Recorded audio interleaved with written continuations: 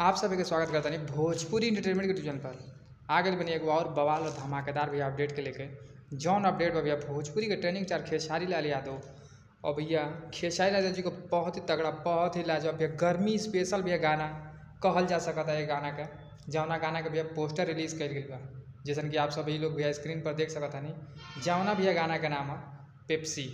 बात कही जाए इस शानदार और लाजवाब गाना के इस शानदार और लाजवाब गाना के भैया गले भोजपुरी के hit machine trending star Khesari Lal Yadav भैया और इनका साथ दिले भैया ये गाना में शिल्पी राज जी। तो वहीं पर भैया ये गाना के बात करिए तो ये गाना के भैया कल सुबह रिलीज़ कर जाए 6 बजे खेसारी म्यूजिक वर्ल्ड के ऑफिशियल चैनल पर जो उनकी भैया खेसारी भैया के खुद के चैनल है।